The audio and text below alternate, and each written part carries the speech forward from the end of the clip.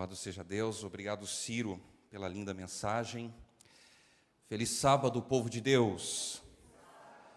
Que alegria estarmos na casa de Deus nesse sábado de adoração, esse sábado feliz, porque o sábado é um dia feliz. E que bom que você veio, que bom que você está aqui na presença de Deus. Você que nos acompanha também pela internet, é muito bom ter a sua companhia aqui conosco. Alguns recadinhos importantes para a nossa igreja.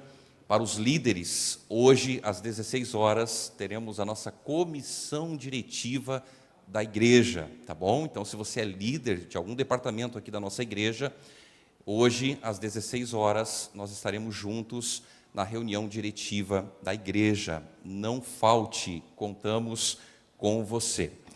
Nós estamos nos aproximando dos 10 dias de oração. Já foi falado aqui pela Débora, pelo Guilherme, ou pelo Gilberto, a respeito do período dos 10 dias de oração. Esse é um momento muito importante para intensificarmos as nossas orações a Deus. Então é importante você estar com a sua família, você separar um tempo, um momento especial para você estar na presença de Deus. Uma vez uma pessoa falou assim para mim: pastor, mas só 10 dias é pouco tempo. A gente devia ter mais tempo para poder se dedicar à oração. Sim, a gente deve dedicar à oração muito tempo da nossa vida, mas esse período de 10 dias e 10 horas de jejum é um período especial que a igreja separa para que nós venhamos intensificar as nossas orações, nos colocar nas mãos de Deus, e é uma oportunidade muito importante para as nossas famílias, porque às vezes a gente fala assim: mas está tão difícil a vida espiritual, os problemas, as lutas, as dificuldades, e a gente pede oração, mas muitas vezes nós não fazemos a nossa parte, e a nossa parte consiste em buscar a Deus, em nos consagrar diariamente ao Senhor, porque a partir do momento que buscamos a Deus, nos consagramos a Deus, nós temos a certeza que estamos bem próximos, bem pertinhos do Senhor. E tem um detalhe muito importante, que são as 10 horas de jejum, que foi falado aqui à frente. O jejum, ele é muito importante na vida cristã, e nós deveríamos jejuar mais, deveríamos ter mais momentos de jejum. Jejuar não consiste apenas em você se abster do alimento físico. O jejum, ele tem como finalidade você se conectar com Deus, você usar todas as suas energias, tudo o que você tem de força para estar na presença de Deus. Então, quando nós jejuamos, nós nos abstemos do alimento físico para ter o alimento espiritual. É lógico que alguns não podem ficar tanto tempo sem se alimentar, e você deverá consultar o seu médico para saber se você pode ou não. Mas aqueles que podem, devem participar desse período de 10 horas de jejum. Como que nós vamos fazer? Nós vamos começar às 8 horas da noite, na sexta-feira do dia 24 agora de fevereiro. Então você tem ali o momento do pôr do sol, faz ali a sua última alimentação, e das 8 horas, a partir das 20 horas da noite, nós começamos o período de jejum. Então esse momento é um momento para você estar em oração, é um momento para você estar buscando a palavra de Deus, talvez dedicar mais algum tempo durante a madrugada para você orar, para você se consagrar a Deus, e a partir das 6 horas da manhã, no sábado do dia 24, nós estaremos aqui, tendo um culto especial para encerrar o jejum às 8 horas da manhã, tá bom? Então, nós convidamos toda a igreja para estar presente. Eu sei que alguns dizem assim: pastor, mas é difícil, é complicado, porque para sair de casa tem que arrumar as crianças, e às vezes o marido demora muito. É o marido ou a mulher que demora, irmãos? É o marido ou é a mulher? As mulheres estão dizendo que é o marido, né? É os maridos que demoram bastante e tal. Então, vamos fazer planos para estar aqui às 6 horas da manhã. A gente vai ter um momento junto, um momento muito especial, e nós vamos terminar o período do jejum às 8 horas da manhã, com um delicioso desjejum, que será preparado com muito amor e carinho para todos que estiverem aqui. Nós vamos estudar, durante o período dos 10 dias de oração, e eu queria aqui enfatizar com vocês, vocês vão receber a apostila no final do culto, mas nós estudaremos algo muito importante e relevante para os nossos dias hoje. Nós iremos estudar o estilo de vida adventista. Tem algumas pessoas que dizem assim, a gente hoje pode tudo, pode fazer tudo, o importante é amar Deus, o importante é estar bem com Deus, e está tudo certo e está tudo resolvido. Nós, como adventistas do sétimo dia, como povo de Deus, nós temos um estilo de vida. E esse estilo de vida, mais do que nunca, está sendo necessário ser estudado e relembrado. E aqui nós temos alguns temas, por exemplo, restauração da imagem de Deus, a missão profética da Igreja Adventista do sétimo dia. Nós temos aqui vida de santificação, crescimento espiritual, pureza moral, recreação e mídia. Recreação e mídia. Qual é o nosso estilo de vida em relação a isso? Nós vamos estudar também a respeito do vestuário e o uso de joias. Estaremos estudando sobre a sexualidade humana e também a saúde integral. Então, aqui no final da apostila, nós temos esses temas importantes que serão estudados no período dos 10 dias de oração. Então, reforçando aqui o que já foi falado, vamos participar, igreja. Esse é um momento muito importante, muito especial para buscarmos a Deus, nos consagrarmos ao Senhor e receber as bênçãos que Deus tem para o seu povo. A mensagem de hoje tem como título Um Povo, uma Mensagem. Eu queria pedir para o pessoal da mídia colocar aqui à frente uma imagem de uma das viagens que eu fiz ali pela região do Amazonas e Roraima. Mais precisamente na cidade de Barcelos. Essa cidade, ela fica mais ou menos em torno de 1 dia e meio de barco para você chegar até ela.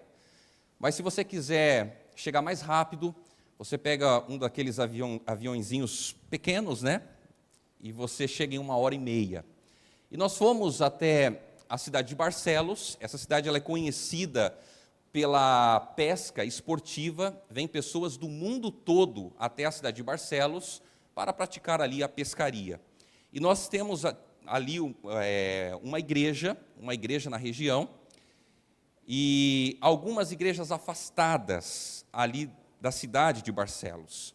Então, durante 1h30, nós fomos até a cidade de Barcelos, chegamos lá, nós pegamos então um barco que um irmão tinha. Esse barco ele tinha um motor muito potente, mas o casco do barco era terrível, porque ele era... os bancos eles ficavam praticamente, não tinha banco, ele ficava do lado do barco e você tinha que sentar de lado e segurar do lado. E nós viajamos naquele barco a mais ou menos em torno de 50, 60 quilômetros por hora. Nós viajamos durante 5h30 sem parar. E aqui tem uma foto onde eu estou deitado na parte do banco, coloquei um negócio na cabeça e um colega tirou a foto, né? Cansado, exausto, até chegar a essa comunidade. Pedi para o Mateus passar a próxima foto. Nós temos ali na região grandes rios, e um dos privilégios que o pastor tem é de poder batizar as pessoas nesse grande tanque batismal, E os rios, eles são muito comuns nessa localidade. E eu me deparei com uma história muito interessante. Pedi para o Mateus colocar novamente a história desse garotinho. Esse aqui de cabelo sou eu, tá, gente? Eu tinha cabelo na época. O nome dele é Francinho, ele era chamado pelas pessoas de Francinho. Ele tinha 5 anos de idade e tinha um irmão gêmeo. E as famílias, elas viajam de barco e passam dias viajando de barco. E a família do Francinho estava com ele e com o seu irmão gêmeo, vindo de um lugar até a comunidade que eles moravam. E o Francinho, ele caiu no Rio Branco. no Rio Branco, ali próximo à região. A família não percebeu que ele havia caído. E eles chegaram por volta de 4 da tarde em casa e começaram a procurar, onde está o Francinho, onde está o Francinho? Eles não encontravam o moleque em lugar nenhum. E eles começaram a ficar desesperados. Aqueles que conhecem os rios, os grandes rios do Amazonas, sabem que se você cair em um desses rios, as chances de sobrevivência são muito baixas. Imagina uma criança de 5 anos. Ele caiu, a família não percebeu, e quando chegaram em casa ficaram desesperados. Eles saíram correndo, procurando em todos os lugares, e eles então se juntaram, os irmãos da igreja, a família, e eles pegaram então ali água, pegaram o que precisavam e começaram a procurar a criança pelos rios próximos e pela mata. E eles começaram a procura por volta das 16 da tarde.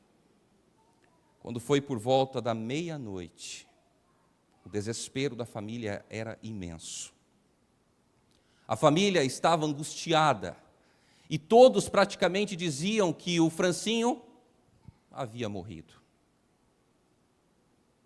Quando de repente, uma das pessoas avistou o Francinho sentado por volta da meia-noite, em cima de um barranco, com as mãos cheias de espinhos. E as pessoas desesperadas correram até ele e disseram: Francinho, o que aconteceu? E ele olhou e disse: eu caí no rio. E quando eu caí no rio, um homem vestido de branco me pegou, me trouxe até aqui, me colocou sentado e me disse: não saia daqui, porque a tua família vai vir te buscar. Eu não tenho dúvidas, querida igreja, que o nosso Deus é um Deus presente. É um Deus que atua em meio às necessidades do seu povo. Às vezes nós temos a ideia de que Deus é um Deus que está parado, é um Deus que não está fazendo absolutamente nada pelos seus filhos. Mas Deus, Ele cuida de cada detalhe, de cada necessidade da nossa vida. Deus é um Deus presente. E eu queria convidar você neste momento a abrir comigo a sua Bíblia. E aqui nós temos algo muito especial. Apocalipse capítulo 18. Podemos ver que Deus é um Deus que atua, um Deus presente. Apocalipse capítulo 18, nós vamos ler do verso 1 até o verso 4. Apocalipse capítulo 18, verso 1 ao verso 4. Da forma como estamos, vamos juntos orar. Querido Deus e eterno Pai que estás nos céus, neste momento nós iremos ler a Tua palavra. Queremos Te suplicar que o Teu Santo e amado Espírito permaneça em nosso meio neste momento. Que o Espírito Santo nos ajude a entender a Tua palavra, a compreendê-la, a aceitá-la e a colocá-la em prática na nossa vida. Fala ao nosso coração neste momento, nós Te pedimos em nome de Jesus. Amém. Quando nós falamos a respeito do livro do Apocalipse, o que nós pensamos? Ou melhor, o que as pessoas pensam a respeito do Apocalipse? O fim do mundo. E quando se fala de Apocalipse, Apocalipse está ligado na cabeça de algumas pessoas à destruição, à morte e a sofrimento. Quando na verdade o Apocalipse, ele significa o quê? Revelação. Revelação de quem? De Jesus Cristo para os últimos dias. O livro do Apocalipse não é um livro que nós precisamos ter medo, não é um livro que nós precisamos ficar angustiados, mas o livro do Apocalipse, ele nos revela o que vai acontecer no futuro. E o que irá acontecer no futuro é Jesus resgatando os seus filhos para morar com Ele por toda a eternidade. O autor do livro se identifica como João, o apóstolo João, e ele escreve para os cristãos da província romana da Ásia. Ele escreveu o livro do Apocalipse enquanto ele estava preso em Pátimos. Pátimos era uma pequena ilha rochosa localizada no mar Egeu, a cerca de 80 quilômetros de distância da costa sudoeste da Ásia Menor, a atual Turquia hoje, onde fica a Turquia. E o livro do Apocalipse, ele foi escrito originalmente para ser uma carta, e foi destinado, em primeiro lugar, a 7 igrejas na província da Ásia. Porém, o livro não se limita aos cristãos do primeiro século e ao Império Romano. O livro, por ser um livro profético, a sua mensagem ela foi dada para orientação e conforto da igreja ao longo da era cristã. O livro do Apocalipse ele abrange a história da igreja e do mundo entre a cruz de Cristo e a segunda vinda de Cristo, com forte ênfase no tempo do fim. E por isso, o livro do Apocalipse continua a falar para nós hoje, assim como falava para os cristãos na época de João. O livro do Apocalipse é um livro que nós devemos estudar, devemos compreender como povo de Deus. E eu queria ler com você o capítulo 18, o verso 1 até o verso 4. Lemos assim: Depois disso, vi outro anjo que descia dos céus. Tinha grande autoridade, e a terra foi iluminada por seu esplendor. E ele bradou com voz poderosa: Caiu, caiu a grande Babilônia. Ela se tornou habitação de demônios e antro de todo espírito imundo, antro de toda ave impura e detestável. Verso 3: Pois todas as nações beberam do vinho da fúria da sua prostituição. Os reis da terra se prostituíram com ela, à custa do seu luxo excessivo. Os negociantes da terra se enriqueceram. E o verso 4: Então ouvi outra voz dos céus que dizia: Saiam dela, vocês, povo meu, para que vocês não participem dos seus pecados, para que as pragas que vão cair sobre ela não os atinjam. Esta é uma mensagem presente, atual, para os nossos dias. E nós podemos fazer algumas perguntas aqui.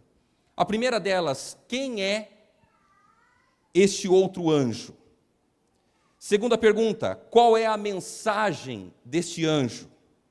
Qual é a importância desse anjo para o povo de Deus? E será que esta mensagem ela é importante para a minha vida hoje?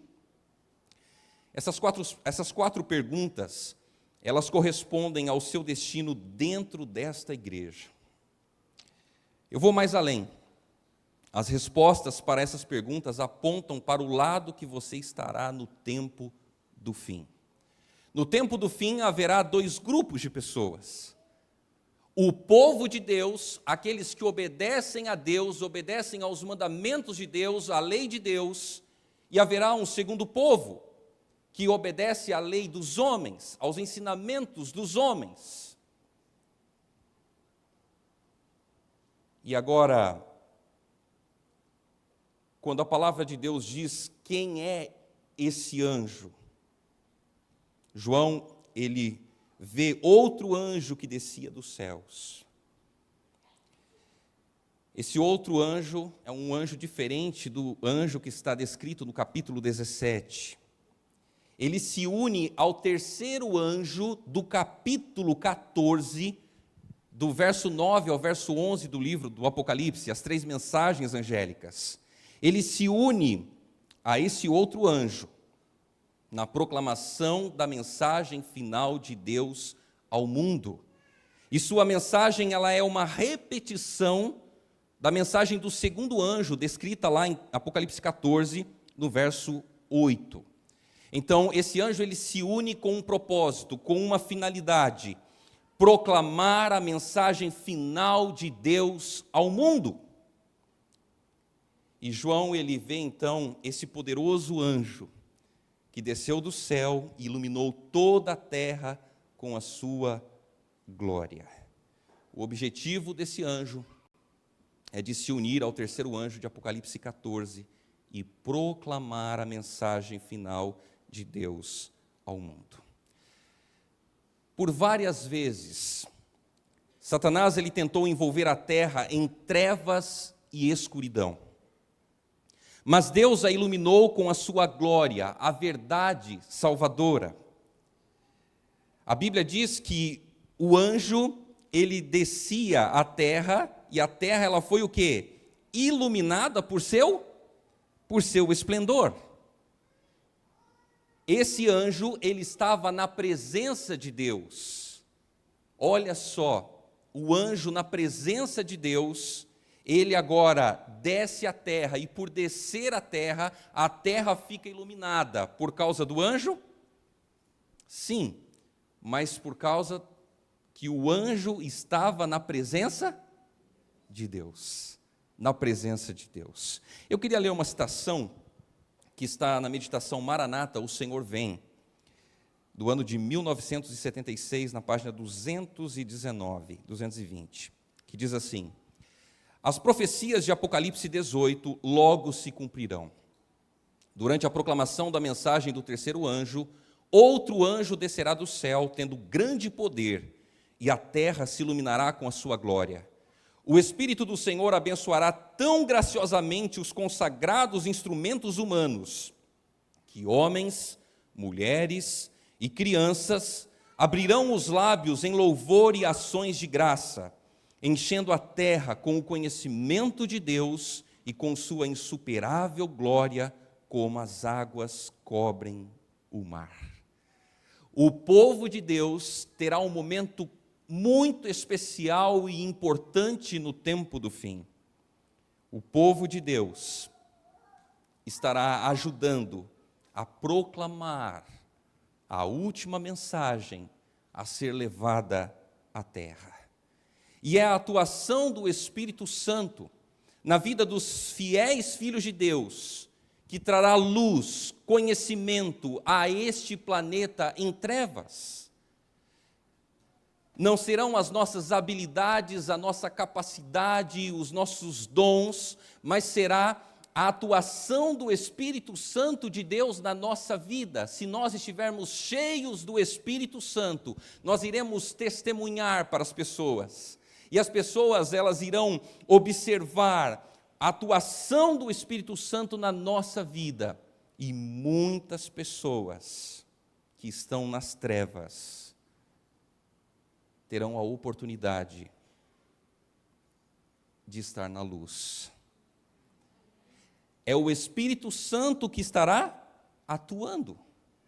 Nós precisamos e necessitamos do Espírito Santo individualmente na nossa vida. Às vezes a gente tem a ideia, eu vou pedir pelo Espírito Santo para o meu irmão, para a minha irmã, quando na verdade nós precisamos pedir o batismo pleno do Espírito Santo na nossa vida. E quando nós falamos a respeito do Espírito Santo, no tempo bíblico, nós tínhamos duas chuvas, que nós conhecemos como chuvas proféticas. A primeira chuva é chamada de chuva temporã. O que significa essa chuva? A chuva temporã é conhecida como a primeira chuva. Ela caía entre o fim de outubro e o início de dezembro. E qual era o benefício, né? Qual era a finalidade dessa chuva?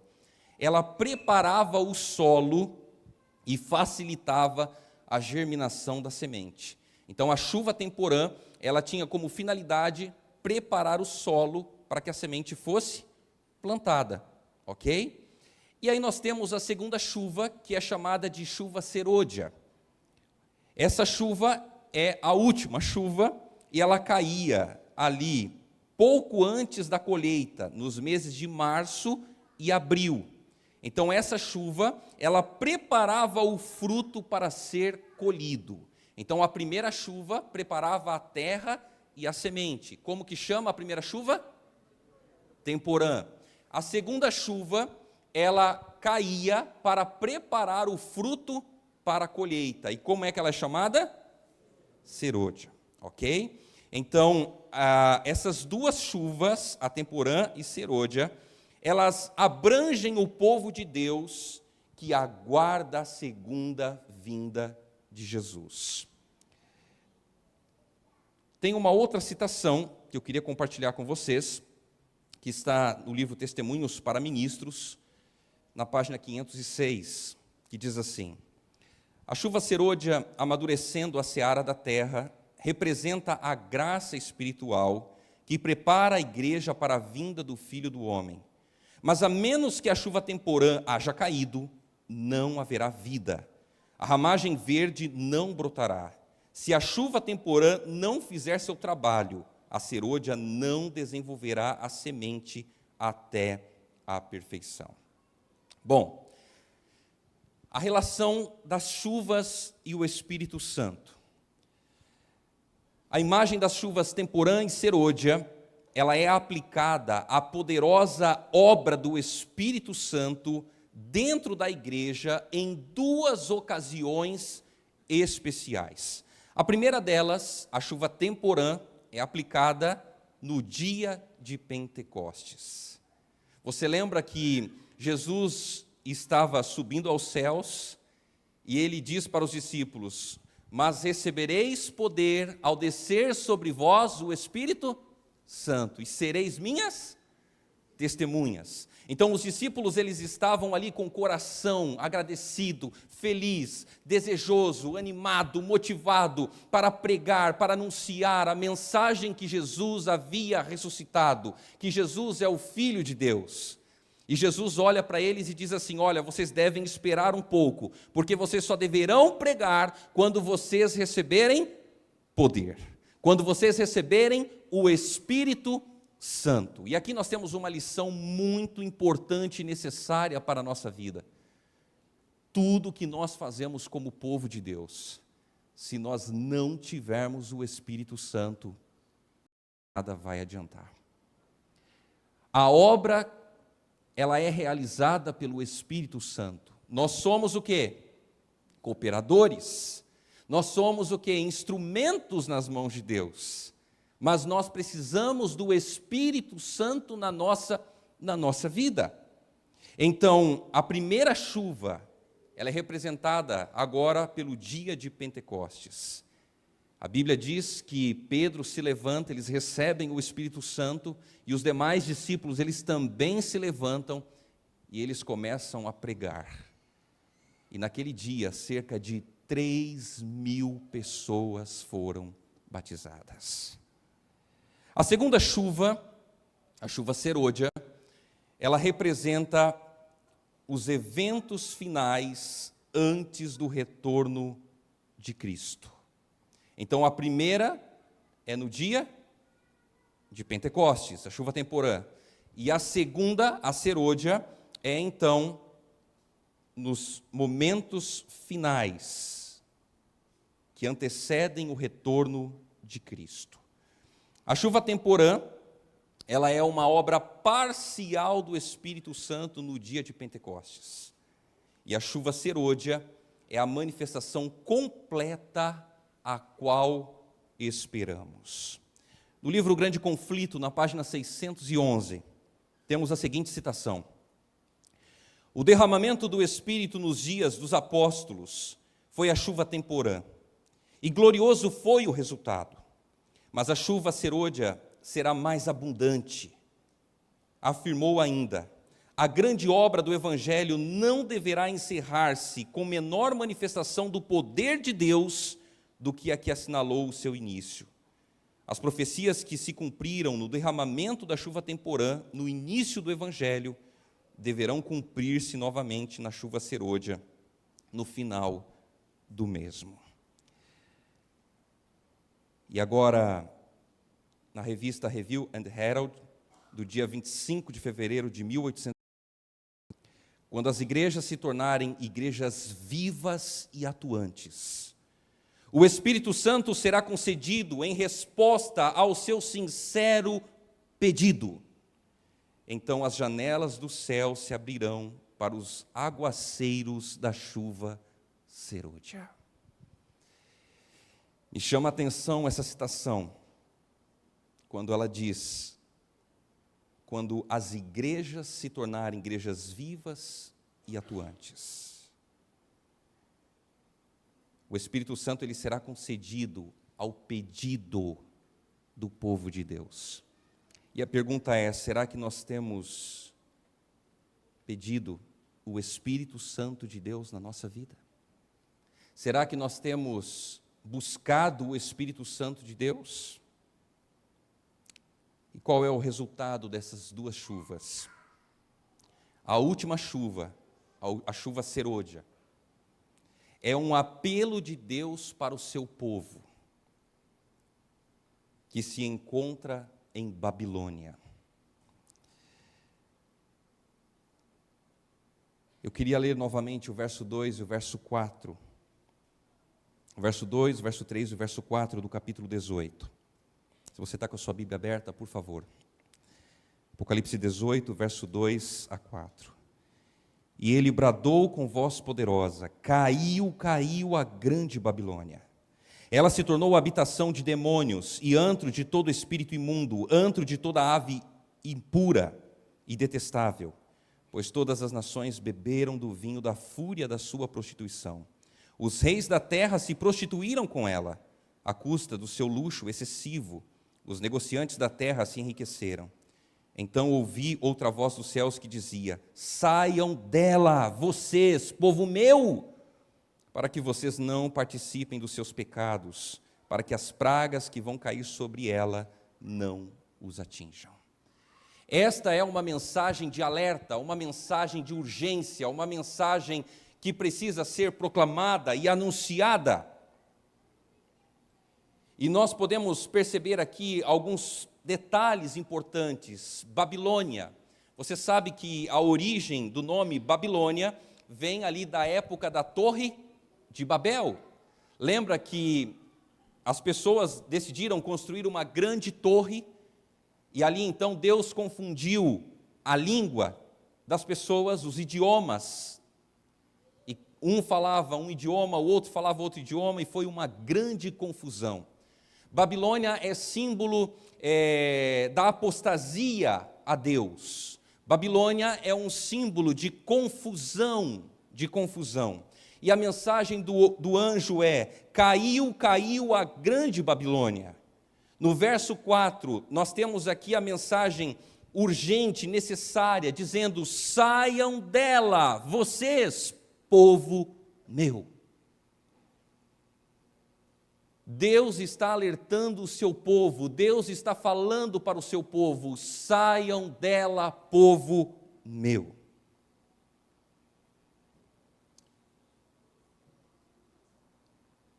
Pentecostes, os discípulos eles estavam cheios do Espírito, e os discípulos eles tinham uma mensagem.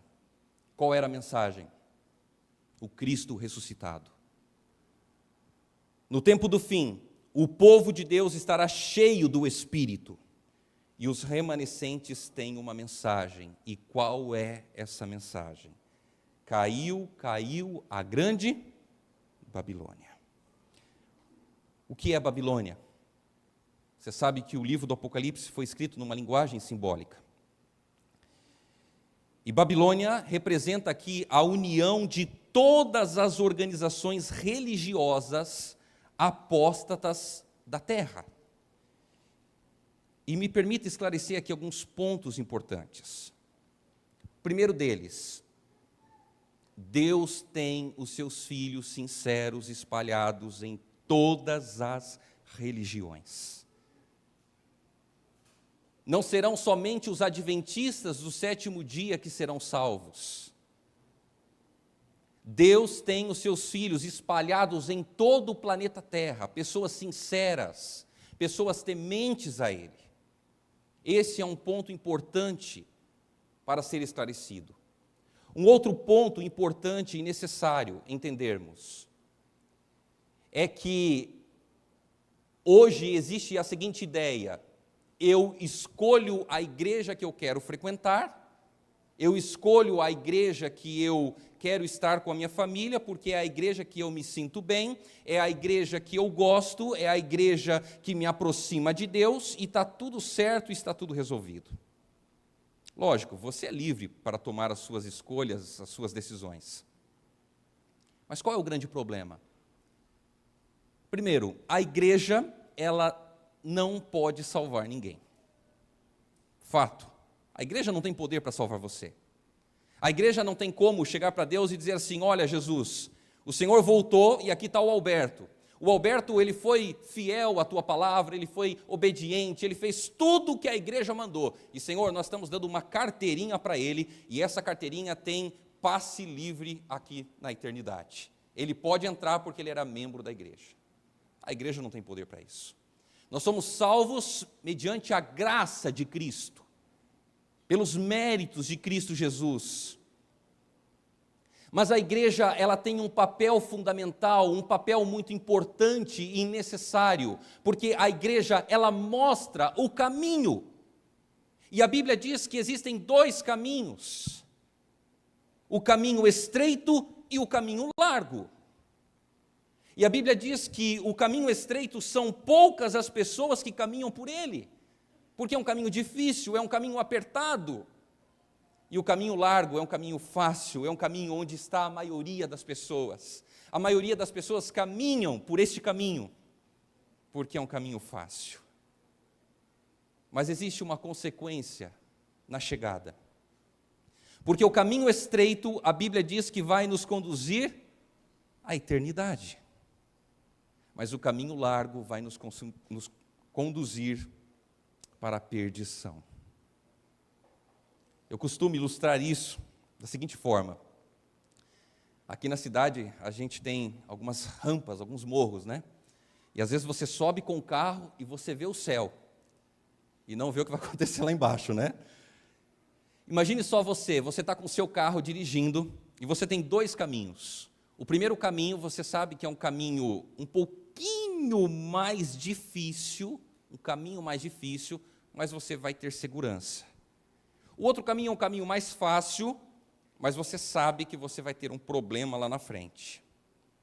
Qual caminho você vai escolher? É óbvio, aquele caminho que vai te levar com segurança. A igreja, ela não pode te salvar, mas ela mostra o caminho. E é por isso que nós precisamos compreender esta mensagem. A igreja, ela vai mostrar o caminho, e você pode estar sendo levado para o caminho estreito ou para o caminho largo. Agora, o texto que nós lemos fala a respeito de algo muito importante. Eu queria ler com vocês novamente o verso 3.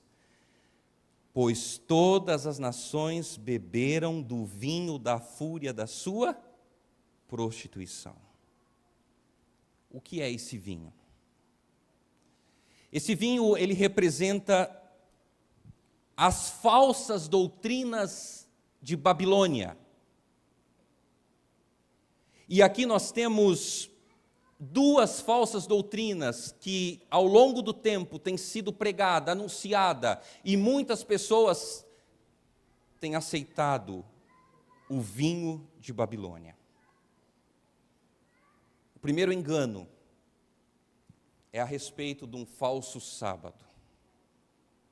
As pessoas dizem que hoje você deve guardar o domingo porque Jesus ressuscitou no domingo. Mas a pergunta é: quem autorizou essa mudança? Jesus não foi. Deus não foi. Os discípulos não foram. Em nenhum lugar das Sagradas Escrituras nós vamos encontrar Jesus, os discípulos, autorizando a mudança do sábado para o domingo. Mas o domingo ele foi instituído por Constantino e abraçado pela igreja romana. E hoje as pessoas elas estão deixando o sábado, o dia do Senhor, como dia de guarda, para guardarem o dia do domingo como o dia do Senhor. E o interessante é que não somente a igreja romana, mas as demais igrejas estão o quê? Abraçando esta doutrina da guarda do domingo. E a grande questão para nós, adventistas do sétimo dia, será que nós temos sido fiéis a Deus a respeito da guarda do sábado como o dia do Senhor?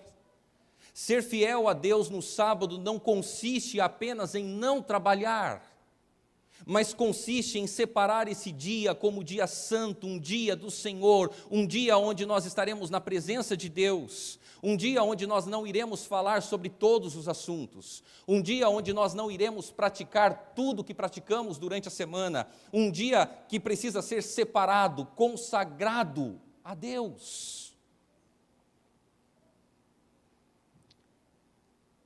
A segunda falsa doutrina é a doutrina da imortalidade da alma. Há um tempo atrás eu visitei uma irmã e ela disse assim: pastor, me tira uma dúvida. Eu tenho um sobrinho que perdeu o pai e perdeu a mãe, pequenininho. E eu não sabia o que dizer para ele. E eu disse para ele: olha, não fica triste, porque o seu pai e a sua mãe viraram 2 estrelinhas lá no céu. E você pode olhar todas as noites para eles, que eles estão lá olhando para você. A doutrina da imortalidade da alma é uma doutrina demoníaca. É uma doutrina onde as pessoas são levadas a acreditar que haverá uma segunda oportunidade, haverá uma segunda chance depois da morte. E por isso ela é demoníaca. Porque nós só teremos salvação enquanto estivermos vivos. O momento de tomar as decisões, de escolher de que lado nós estamos, é no momento em que nós estamos vivos. Quando nós morremos, a nossa decisão já está tomada, ou ao lado de Cristo, ou do outro lado, do lado contra Cristo. Quando nós morremos, a nossa vida está selada para sempre, ou para a vida eterna, ou para a morte eterna. Hoje, as pessoas pregam que a pessoa, quando ela morre, ela vai para o céu. E eu nunca vi uma família que está sepultando alguém que crê na imortalidade da alma, dizer assim: esse fulano aí morreu, foi direto para o inferno, está lá, ó. Eu nunca vi. Não sei se você já viu. Sempre as pessoas dizem que foi para onde? Para o céu. Quando na verdade a Bíblia nos ensina que quando a pessoa morre, o pó volta ao pó, e o fôlego de vida que Deus deu volta a Deus. A morte, ela é o processo contrário da vida. Nós fomos criados do pó da terra, mas o fôlego de vida, e agora nós somos uma alma vivente. E aqui é um detalhe importante: nós somos uma alma e não temos uma alma. Entendeu? Nós somos uma alma viva, pó da terra, mas fôlego de vida é igual a alma viva. Quando morremos, o pó volta ao pó e o fôlego volta a Deus que o deu. A pessoa, quando morre, ela não sabe de nada, ela não tem frio, não tem calor, não tem lembranças, não tem sentimentos, não tem absolutamente nada, ela está num sono profundo. E os que se entregaram a Jesus enquanto estavam vivos, serão ressuscitados por ocasião da volta de Jesus. Quando Jesus aparecer nos céus com poder e grande glória, a primeira coisa que Ele vai fazer é dar a ordem para os que morreram em Cristo ressuscitarem. E os que morreram sem Deus, que se opuseram a Deus, serão despertados depois de 1000 anos na segunda ressurreição. O livro Grande Conflito, na página 588, diz assim: mediante os 2 grandes erros, a imortalidade da alma e a santidade do domingo, Satanás há de enredar o povo em suas malhas. Enquanto o primeiro lança o fundamento do espiritismo, o último cria um laço de simpatia com Roma. Os protestantes dos Estados Unidos serão os primeiros a estender as mãos através do abismo para apanhar a mão do espiritismo. Estender-se-ão por sobre o abismo para dar mãos ao poder romano. E sob a influência desta tríplice união, este país seguirá as pegadas de Roma, desprezando os direitos da consciência. Queridos irmãos, o tempo de anunciar é hoje. Este é o tempo de anunciarmos as verdades da palavra de Deus, em contraste com o vinho de Babilônia.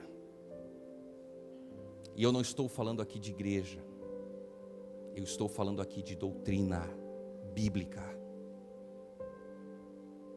Esse é o tempo, este é o momento de anunciar, de interceder. E hoje é o dia de estarmos preparados para receber a chuva serôdia em toda a plenitude do Espírito Santo, antes da volta de Jesus. No mundo, existem muitas pessoas que estão embriagadas com o vinho de Babilônia e precisam ser avisadas da sua embriaguez espiritual. Neste momento, eu e você somos chamados para fazer parte do remanescente de Deus, o qual tem uma mensagem de extrema urgência para o tempo do fim. Deus, Ele apela a todos nós. E eu termino com o texto de Deuteronômio, capítulo 30, verso 19. Os céus e a terra tomo hoje por testemunhas contra ti, que te propus a vida e a morte, a bênção e a maldição. Escolhe, pois, a vida para que vivas, tu e a tua descendência. Qual será a sua escolha hoje? Que o nosso desejo seja ao lado da verdade, ao lado de Deus. Que o nosso desejo seja de anunciar, de interceder para as pessoas que estão aí fora.